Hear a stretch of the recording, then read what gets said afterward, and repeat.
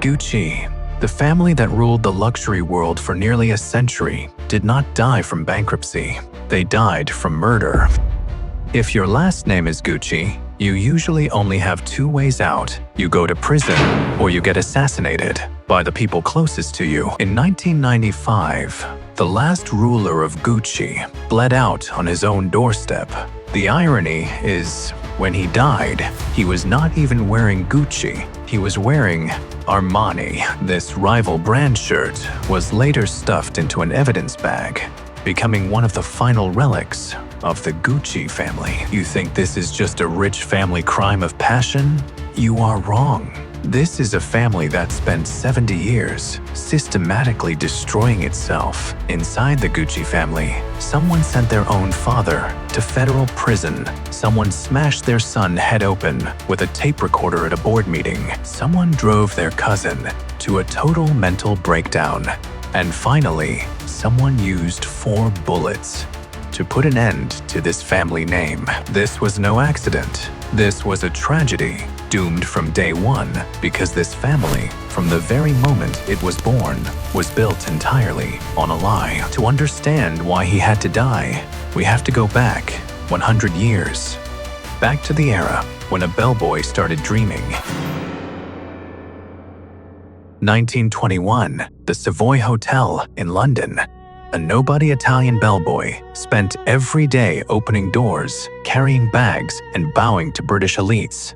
His name was Guccio Gucci. What he truly learned was not leather goods, and it was not craftsmanship. It was class performance. He discovered a brutal truth. Old money never buys things. They buy the right to stand next to each other. Guccio returned to Florence, opened an ordinary leather shop, and then did the most important thing of his life. He fabricated history. He claimed Gucci was used by royalty. He claimed his ancestors made saddles for medieval nobles. He claimed it was a craft passed down for centuries. The truth? His ancestors made straw hats, and they were the cheap kind, made for peasant farmers. But nobody cared about the truth, because the people who really wanted to buy Gucci were never actual nobles. They were people who wanted to pretend they were nobles. From the moment Gucci was born, they were never selling leather goods.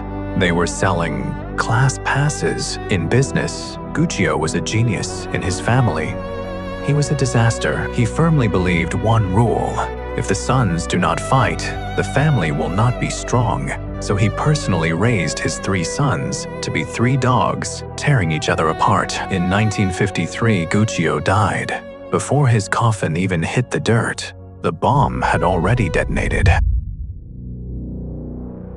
If there is one reason Gucci became a global luxury brand, it comes down to one man, Aldo. Without him, Gucci would just be a belt shop in Florence. He was the one who crashed into the American market. He pushed Gucci into Hollywood. He turned Jackie Kennedy and Grace Kelly into walking billboards. By the 1970s, Gucci was no longer just a brand, it was a religion. But at the exact same time, another ticking time bomb was counting down in Italy. Rodolfo. This man held exactly half of the family shares. He barely participated in the business, yet constantly dictated what his older brother could do. He looked down on Aldo for being too commercial, yet he was jealous of everything Aldo controlled. One wanted to expand and dominate. The other wanted to veto and drag things down. This was the fatal structure of Gucci. Power and capability were never in the hands of the same person. The poison planted by the first generation finally started bearing fruit, but the true horror was yet to come, because compared to their secret battles, their sons chose to flip the table entirely. Enter our main character, Paolo Gucci. Inside this family, he was a complete joke, a loser denied by everyone. Paolo firmly believed he was a design genius, but in the eyes of the family, his designs were absolute blasphemy to Gucci. So he made a decision to do something completely forbidden. He used his own name to launch a cheap brand called Paolo Gucci. This was not a startup. This was a declaration of war against the patriarch. Aldo's reaction was cold, to the point of being sick. When Paolo secretly held a launch party in Rome, Aldo did not go negotiate. He did not issue a warning. He simply called the cops. The police raided the venue, confiscated the champagne, and seized all the merchandise. The heir to the Gucci family was treated like a counterfeit peddler in broad daylight. In that moment, Paolo's dignity was completely stomped into the dirt. 1982, that infamous board meeting took place. This was not a meeting. It was a public lynching of his own son. The argument escalated. Aldo grabbed a tape recorder off the table and smashed it right into his biological son head. Blood splattered across the mahogany desk. Paolo fell to the floor.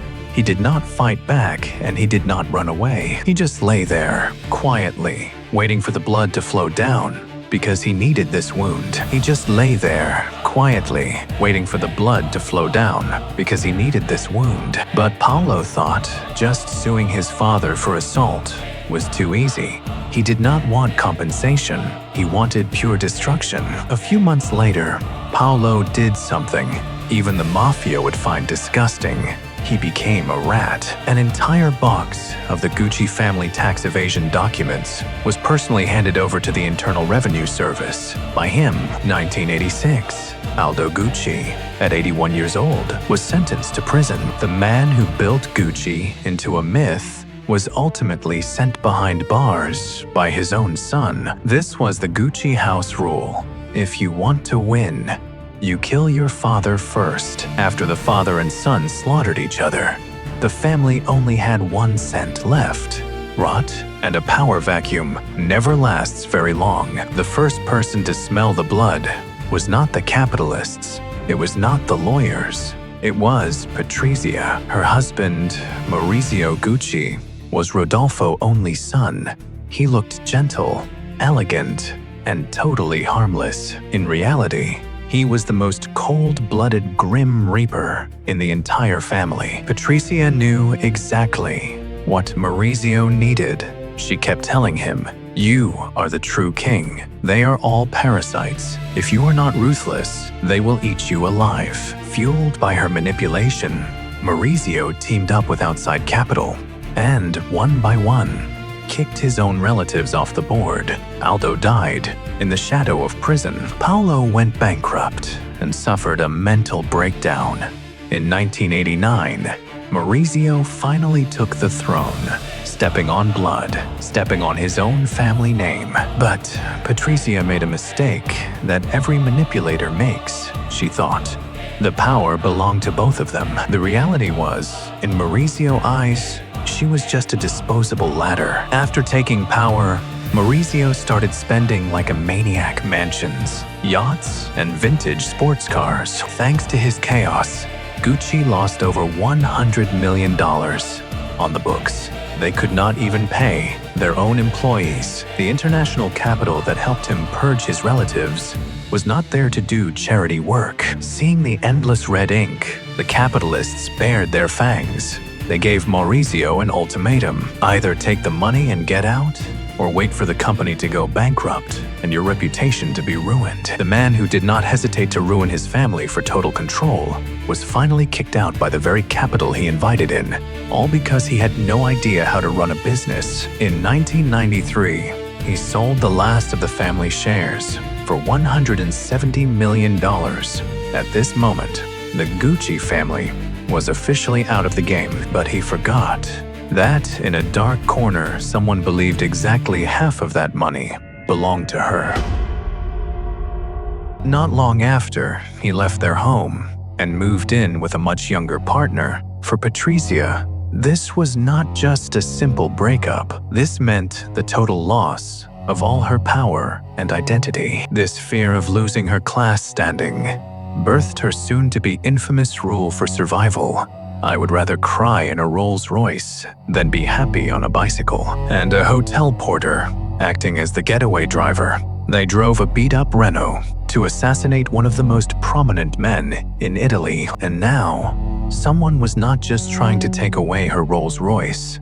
They wanted to leave her with absolutely nothing. She did not break down. She started calculating. Through her trusted psychic, she asked for the price of a hitman. The final number was 600 million lira, roughly equivalent today to over $300,000. The life of a former Gucci CEO was only worth this much.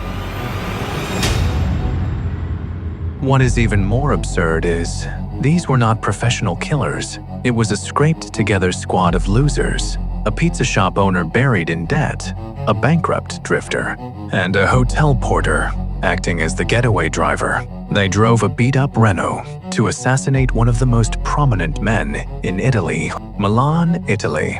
March 27, 1995, 8:30 in the morning. The fog had not even cleared yet. Maurizio Gucci walked up the steps of his luxury estate, just like any other day, holding business magazines in his hand, ready to start a new day. 4 gunshots. The first 3 shots hit him in the back. It was not a miss. It was not a warning. It was pure rage. When he turned his head in agony, the 4th shot blasted through his skull at point-blank range. This was not a murder. This was an execution. The doorman Giuseppe scrambled away in sheer terror. He did not even dare look at the killer face. He only remembered one thing. That expensive white shirt was soaked in blood in a matter of seconds, just like a rag tossed into the water. And the most ironic part of all, this rival brand shirt was later bagged as evidence, becoming one of the final relics of the Gucci family. At the exact same time, a few miles away, Patrizia Reggiani was sitting in her luxury penthouse, holding a cup of espresso. She opened her diary, and with her favorite Mont Blanc pen, she pressed down hard to write a single word: Paradisos. In Greek, it means paradise. In her eyes, her husband's death was not a tragedy. It was liberation. Years later, when the police kicked her doors in, and the judge asked her, "Why did you not pull the trigger yourself? Why did you hire someone to kill him?" The answer she gave was so ice cold. It gave the entire courtroom goosebumps. Because my eyesight is poor, I was afraid I would miss. When the police knocked on Patrizia's door, she only had one demand. She needed to put on her jewelry and drape herself in her Gucci fur coat. Even as she was being arrested, she was still living inside the delusion of being Lady Gucci. In 2021, Patrizia was released from prison. 18 years behind bars did not wash away her obsession. She still demands that everyone address her as Lady Gucci. But what about the family? Aldo died full of regret. Paolo died broke and destitute. Maurizio, his tombstone reads, the final heir to the Gucci family. For the sake of this last name, they spent their entire lives butchering each other. And the result? Today, Gucci, valued at over $100 billion, is owned by the French conglomerate Kering. Inside the boardroom, there is not a single person with the last name Gucci. That bellboy once dreamed of building an eternal family dynasty, but his descendants used their own blood to prove one single thing. In the face of massive wealth, there is no such thing as family. There are only survivors.